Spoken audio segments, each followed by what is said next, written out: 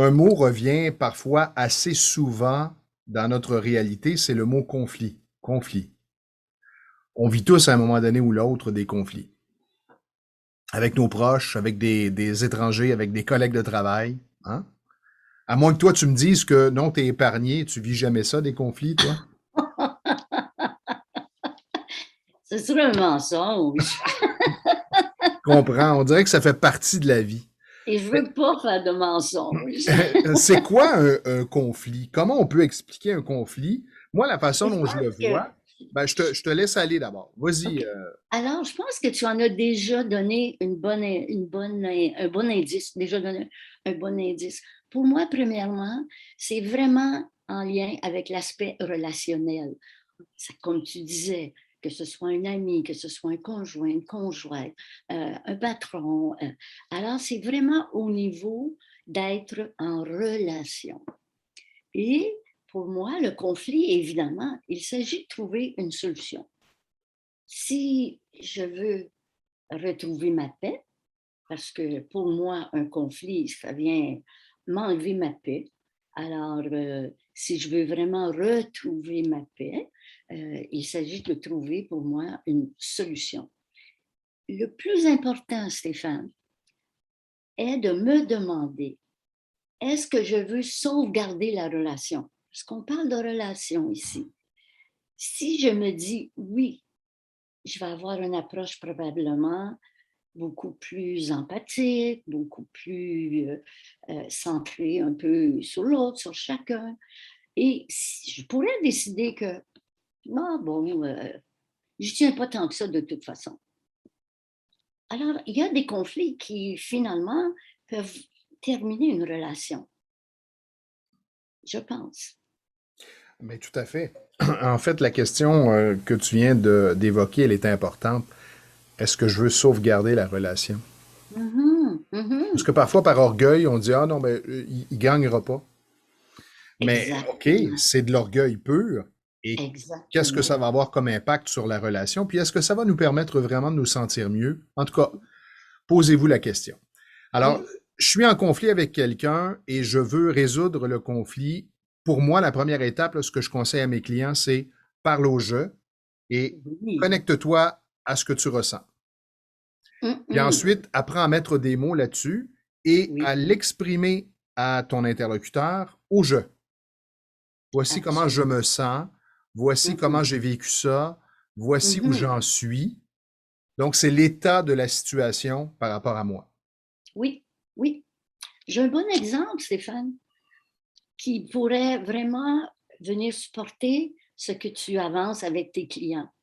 Alors, moi, j'ai déjà eu un conflit il y a très longtemps là, avec une personne avec qui je m'étais alliée pour un petit contrat pour monter un programme de formation pour elle, pour son entreprise. Alors, nous nous sommes entendus que nous allions se rencontrer 4 fois pour me permettre justement de déterminer les objectifs, les stratégies, l'objectif de la formation.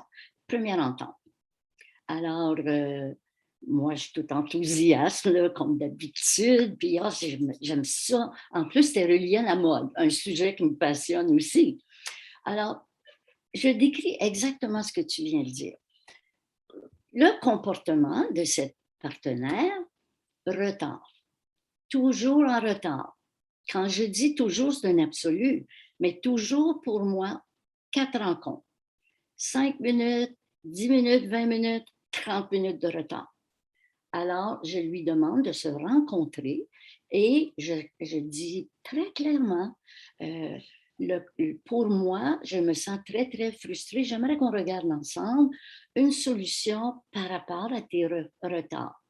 Elle me répond, bah oui, on peut bien se rencontrer. Alors déjà là, je ne sentais pas beaucoup de... D'ouverture et de désir de. Non. La rencontre arrive, je commence justement par décrire avec des faits le comportement, 20 minutes, jusqu'à 20 minutes, 30 minutes de retard. Je continue avec l'expression de mes émotions. Ça me fait vivre la frustration. Je me sens non respectée. Je sens que je perds mon temps. Je suis devenue en colère quand on est arrivé à 30 minutes. Alors, j'aimerais te faire part de ce qui se passe pour moi.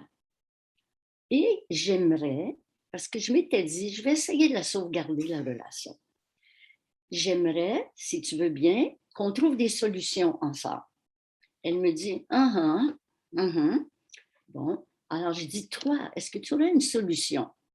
Elle me répond, bien, c'est toi qui n'es pas capable d'attendre. Moi, le monde en général avec moi ne sont pas frustrés parce que je suis en retard, ça m'arrive souvent. Je ne sais pas trop quelle solution, là, si ça peut te faire plaisir. Je ne sais pas vraiment, là, parce que je trouve que c'est plus ça t'appartient. Alors, je reviens en disant, est-ce que je peux proposer une solution? À ce moment-là, j'essayais encore de sauvegarder la relation.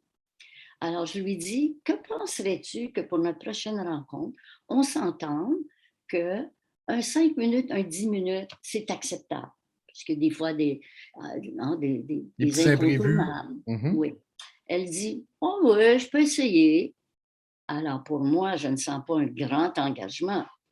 Je conclus en lui disant, alors, on essaie la prochaine rencontre, on se donne un 5-10 minutes. Elle me dit, ouais, je vais essayer. Alors, la rencontre se termine comme ça et je suis encore en train de me questionner, est-ce que je tiens à cette relation-là? Est-ce que je veux poursuivre en étant, je me sentais victime dans l'attente, poireautée. Alors, prochaine rencontre après l'intervention, 25 minutes en retard.